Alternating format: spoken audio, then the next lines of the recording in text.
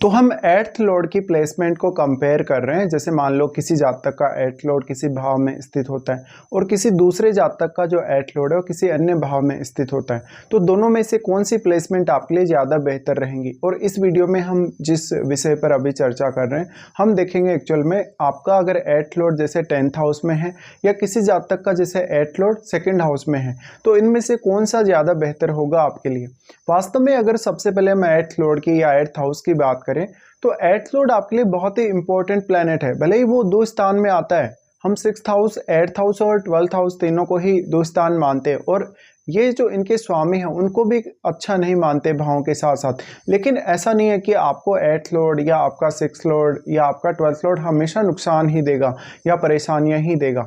Earth Lord वो दिखाता है कि कहीं ना कहीं आपके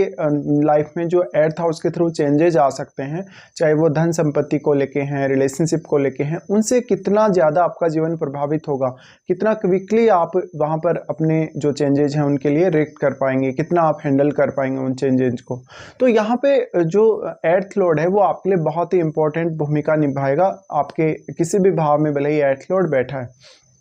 एर्थ हाउस है वो बहुत ज़्यादा सीक्रेट है, तो कहीं ना कहीं आपके जीवन में जिन जिन कार्यों को लेके प्राइवेसी होगी, चाहे आपके धन को लेके होगी, संपत्ति को लेके होगी या आपके रिलेशनशिप को लेकर होगी, वो सारा का सारा एर्थ हाउस बताएगा। एर्थ हाउस ये भी बताएगा वास्तव में आपका जो मैरिज वो कितना अच्छा चल सकता है या कितना ज़्यादा आपका रिश्ता खराब हो सकता है। इसके साथ साथ मेनली जो एर्थ हाउस है वो दूसरे लोगों का धन या दूसरे लोगों का पैसा है। तो जिन भी लोगों के साथ आप जुड़ेंगे या जिन भी लोगों से आप धन प्राप्त करेंगे, कहीं ना कहीं वो आपको काफ़ी इम्पेक्ट करेगा। मेनली अब एर्थ हाउस है वो ससुराल पक्ष का है, तो ससुराल पक्ष के साथ जब भी आप मिलके कोई काम कर रहे होते हैं, उनके साथ कोई पार्टनरशिप कर रहे होते हैं आप, तो उसमें ये एर्थ लॉर्ड की जो भूमिका है वो काफ़ी अहम होती है। इसके साथ साथ वैसे तो आपका एर्थ लॉर्ड किसी भी भाव में स्थित है मान लीजिए, बट एर्थ हाउस में बैठे हुए प्लैनेट को भी आपको कभी भी नहीं भूलना चाहिए, क्योंकि वो भी आपके लिए उतना ही ज़्यादा इंपॉर्टेंट है जितना आपका एर्थ लॉर्ड आपके लिए इंपॉर्टेंट है। एर्थ लॉर्ड अगर आपका सूर्य है या फिर चंद्रमा है तो वो सिर्फ और सिर्फ एर्थ हाउस का ही स्वामी होगा आपके चार्ट में। लेकिन बाकी अगर अन्य कोई भी ग्रह है आपका एर्थ लॉर्ड, जैसे अगर मंगल है, अगर आपका एर्थ लॉर्ड जुपिटर है या आपका बुध है, तो वो किसी ना किसी अन्य भाव का भी जरूर स्वामी होगा चार्ट में। तो ये भी जरूर देखना होगा कि एर्थ लॉर्ड आपका किस अन्य भाव का भी स्वामी है। अब सबसे पहले हम ये लेते हैं, मान लीजिए किसी का एर्थ लॉर्ड 10th हाउस में स्थित है, तो वैसे तो हम ये मानते हैं कि एर्थ लॉर्ड का 10th हाउस में जाना यानी एर्थ हाउस का जो लॉर्ड है वो अपनी क्वालिटीज और अपना कारकत्व आपके 10th हाउस में डिपॉजिट कर रहा है। अगर वो एक अच्छा प्लैनेट नहीं है तो निश्चित तौर पर वो आपके स्ट्रगल को बढ़ा सकता है और काफ़ी सारे ट्रांसफॉर्मेशंस आपके कैरियर को लेकर दे सकता है। अगर यहाँ पे आपका 10th लॉर्ड मजबूत स्थिति में नहीं है तो एर्थ लॉर्ड का 10th हाउस में बैठना जिस प्रकार से वो चेंजेज आपके कैरियर में लाएगा उनको हैंडल करने के लिए आप रेडी नहीं रहेंगे, तो इससे कैरियर पर थोड़ा नकारात्मक असर पड़ सकता है। लेकिन जैसे जैसे आप मैच्योर होते जाएंगे, जैसे जैसे आपकी उम्र बढ़ती जाएगी, शायद ये संभावना ज़्यादा है कि आप उन चेंजेस को अच्छे से हैंडल कर सकें। जो यहाँ पे अब आपका एर्थ लॉर्ड आया है, वास्तव में आपके प्रत्येक लगन के हिसाब से आपका एर्थ लॉर्ड होगा वो अलग अलग प्लैनेट होगा, तो वो अलग अलग ही यहाँ प्रभाव डालेगा अपना। वास्तव में अगर आपका एर्थ लॉर्ड एक क्रूर ग्रह है तो वो ज़्यादा बेहतर रिजल्ट दे सकते हैं आपको आपके कैरियर को लेकर, लेकिन एक अगर शुभ ग्रह होगा तो वो आपकी छवि को जरूर अच्छा बनाएगा, लेकिन फिर आपके ऊपर कैरियर को लेकर उतनी ज़्यादा जिम्मेदारियाँ भी रहेंगी। यहाँ पे अब प्रत्येक ग्रह का रोल बहुत इंपॉर्टेंट होगा, अलग अलग प्रकार का रोल होगा सभी का। जैसे अगर आपका एर्थ लॉर्ड अगर बुध जैसा ग्रह है, सूर्य जैसा ग्रह है, तो वो मुख्य रूप से आपको कैरियर में बहुत ज़्यादा हेल्प कर सकता है। लेकिन अगर आपका एर्थ लॉर्ड जैसे शनि जैसा ग्रह है, इवन चंद्रमा जैसा ग्रह है, तो वो उतनी ही ज़्यादा परेशानियां आपके कैरियर को लेकर आ सकता है। अब एर्थ लॉर्ड का 10th हाउस में जाना कहीं ना कहीं आपका डायरेक्टली या इनडायरेक्टली जो प्रोफेशन का संबंध है या जॉब वगैरह अगर आप कर रहे हैं तो उसका जो संबंध है वो एर्थ हाउस से हो सकता है। जैसे आप कोई रिसर्च से जुड़ा हुआ जॉब कर रहे हैं, कोई आप अकल्ट से जुड़ा हुआ काम कर रहे हैं, आप कोई ऐसा काम कर रहे हैं जहाँ बहुत ज़्यादा गोपनीयता है, बहुत ज़्यादा प्राइवेसी रखी जाती हो, या जहाँ पर बहुत ज़्यादा प्राइवेटली धन का लेन देन किया जाता हो, संपत्ति का लेन देन किया जाता हो, या जितने भी गवर्नमेंट के जो ऐसे डिपार्टमेंट हैं जहाँ पर कोई भी जांच पड़ताल ऐसी की जाती है जो काफ़ी गोपनीय रखी जाती है, तो वो भी हो सकता है। एट्थ लॉर्ड का 10th हाउस में जाना समय समय पर आपके जीवन में कुछ ऐसे चेंजेस आपको जरूर देगा जहां पर आपको काफ़ी ज़्यादा अवेयर भी रहना होगा कैरियर को लेकर, क्योंकि ये काफ़ी उतार चढ़ाव वाली स्थिति होगी। अब वास्तव में आपका जो 8th लॉर्ड आपके 10th हाउस में चला गया है, तो ये भी डिपेंड करेगा कि वहाँ वो कैसी स्थिति में है। क्या आपका 8th लॉर्ड 10th हाउस में जाने के बाद वक्री हो गए हैं, क्या वो अस्त तो नहीं है? अगर वक्री हो गए तो प्रभाव अलग होंगे, अगर अस्त हो गए तो प्रभाव बिल्कुल अलग होंगे। साथ में आपका अब 10th लॉर्ड की भूमिका काफ़ी ज़्यादा बढ़ जाती है, और अगर आपका 8th लॉर्ड 10th हाउस में आने के बाद किसी अन्य ग्रह के साथ आपके 10th हाउस में बैठा हो तो उस ग्रह का इंपॉर्टेंस भी उतना ही ज़्यादा है। मेनली हम ये मानते हैं कि आपका जो 10th लॉर्ड है वही आपके प्रोफेशन को या आपके काम को दर्शाएगा, लेकिन यहाँ जो भी प्लैनेट अब आपके 10th हाउस में आ गए उनकी भूमिका भी उतनी ज़्यादा बढ़ गई, क्योंकि वो ग्रह यहाँ अपना कारकत्व लेकर आए हैं, अपनी एनर्जी लेकर आए हैं, और वो अपनी विशेषताओं से आपके करियर को प्रभावित करेंगे। जिस भी प्रकार के वो ग्रह होंगे, या तो वो आपके करियर में रुकावट डालेंगे या आपका काम आसान बना देंगे। यहाँ पे अब ये डिपेंड करेगा कि आपका अगर 8th लॉर्ड 10th हाउस में है तो उसके साथ किस अन्य भाव का स्वामी आपका यहाँ बैठा है, तो आपको उस हाउस पर भी फोकस करना चाहिए। उस हाउस से जुड़े हुए रिश्तों से या आपकी कोई भी उस हाउस से जुड़ी हुई हॉबी से, आपके टैलेंट से आपको करियर में काफ़ी मदद मिल सकती है। अब जो आपका 8th लॉर्ड जो आपके 10th हाउस में आ गया वो 4th हाउस को यहाँ प्रभावित करेगा, क्योंकि वो दृष्टि डालेगा आपके 4th हाउस पे, तो वो घरेलू जीवन में भी आपके उतना ही ज़्यादा उतार चढ़ाव दिखा सकता है। वो आपके घरेलू जीवन में भी उतना ही बड़ा योगदान लेकर आएगा। लेकिन वास्तव में आपके 4th हाउस में क्या कोई ग्रह स्थित है? अगर मान लो आपके 4th हाउस में कोई भी ग्रह स्थित है तो वो आपके यहाँ 8th लॉर्ड को प्रभावित करेगा। वो अपनी दृष्टि क्योंकि 10th हाउस पर डाल रहा है, तो जो भी ग्रह आपके बैठे हैं 10th हाउस में 8th लॉर्ड के साथ भी अगर कोई ग्रह, तो उन पर भी उसका प्रभाव पड़ेगा ही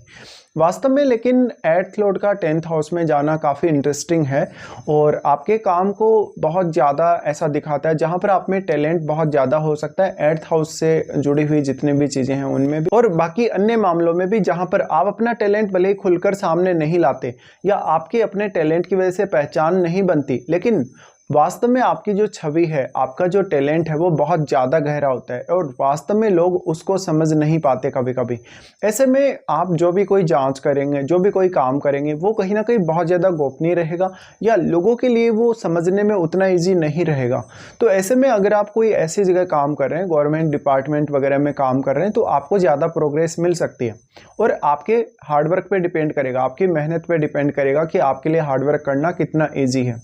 अब आपका अगर जैसे 8th लॉर्ड यहाँ बैठा है, तो 8th लॉर्ड के ऊपर जो भी ग्रहों का प्रभाव है, चाहे दृष्टि संबंध है, चाहे युति है, तो वो सब आपको देखना पड़ेगा। इसके साथ साथ आपका जो 8th लॉर्ड है वास्तव में 10th हाउस में जाने के बाद वो आपके चार्ट में 4th हाउस को तो प्रभावित कर ही रहा है, लेकिन आपके चार्ट में वो कुछ अन्य भावों को जरूर प्रभावित करेगा। तो हो सकता है वो अन्य भावों पर जिन पर भी वो अपना प्रभाव डाल रहा है वहाँ वो ज़्यादा बेहतर रिजल्ट आपके लिए लेकर आ सकते हैं। अब हम देखते हैं किसी का जैसे 8th लॉर्ड 2nd हाउस में बैठा है,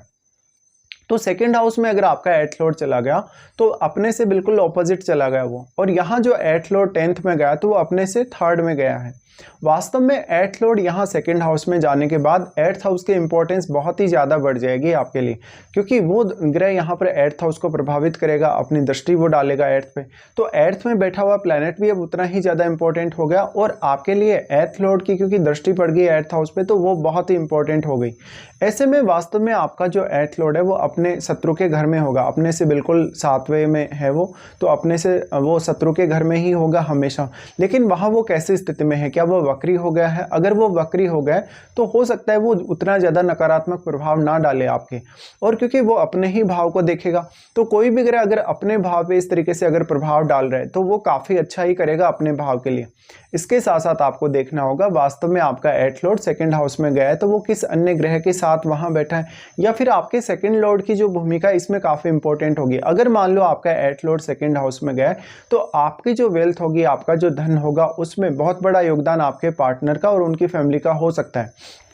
इसके साथ साथ आप जब भी अपना प्रोफेशन चुनते हैं या कोई भी काम करते हैं, कोई भी इवन बिजनेस भी अगर 8th हाउस से संबंधित करते हैं, तो उसमें जो आपको इनकम होगी वो कहीं ना कहीं आपके वेल्थ में बहुत बड़ा योगदान करेगी, या ऐसा हो सकता है कि आपके पास बहुत ज़्यादा सीक्रेट इनकम के सोर्सेज हैं और वही आपकी वेल्थ में काफ़ी ज़्यादा योगदान भी कर रहे हैं।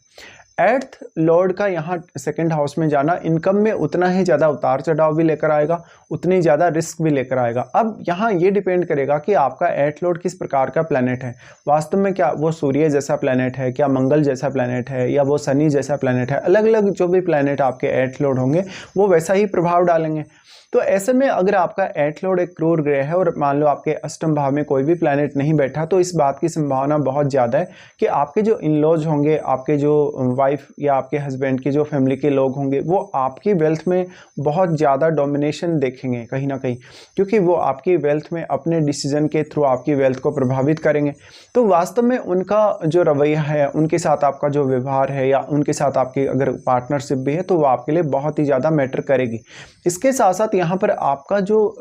एट्थ लॉर्ड जो सेकंड हाउस में चला गया, वास्तव में वो आपके चार्ट में कौन कौन से अन्य भावों पर प्रभाव डाल रहा है और सेकंड लॉर्ड आपका कितनी अच्छी स्थिति में चार्ट में बैठा है, तो ये देखना आपके लिए काफ़ी इंपॉर्टेंट होगा। बट ऐसे जातकों का जिनका भी एट्थ लॉर्ड सेकंड हाउस में होगा, वो कभी ना कभी धनवान जरूर बनेंगे अपनी लाइफ में। एक बार उनकी लाइफ में ऐसी ट्रांसफॉर्मेटिव चेंजेस जरूर आएंगे जहाँ पर उन्होंने काफ़ी सारे बदलाव देखे हों, आर्थिक रूप से जिन्होंने काफ़ी ज़्यादा उतार चढ़ाव भी अपने कैरियर में और अपनी लाइफ में देखे हों।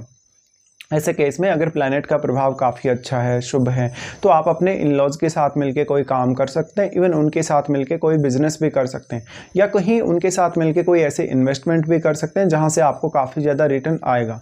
अब जो आपका एट्थ लॉर्ड है, वास्तव में वो किस अन्य भाव का स्वामी है आपके चार्ट में, ये देखेगा और उस भाव से वास्तव में उसका कैसा संबंध है, क्या उसका दृष्टि संबंध बन रहा है या नहीं बन रहा, और साथ में वो एट्थ हाउस में बैठे हुए ग्रह को किस प्रकार से प्रभावित कर रहा है, और उसके साथ अगर आपके सेकंड हाउस में कोई भी अन्य ग्रह बैठा है तो उसके साथ उसकी मित्रता है या नहीं। अगर उसकी मित्रता होगी आपके एट्थ लॉर्ड की, तो वो ज़्यादा बेहतर प्रभाव लेकर आ सकेगा आपके एट्थ हाउस के लिए। तो ज़्यादातर केस में अगर देखा जाए तो एट्थ लॉर्ड का सेकंड हाउस में होना ज़्यादा बेहतर साबित हो सकता है एट्थ लॉर्ड के 10th हाउस में जाने के बजाय। लेकिन कुछ केसेस में आपको ये जरूर देखने को मिलेगा कि एट्थ लॉर्ड का 10th हाउस में जाना भी आपके लिए बहुत ज़्यादा अच्छा होगा, बेहतर होगा। ये प्रत्येक लगन के हिसाब से अलग अलग होगा।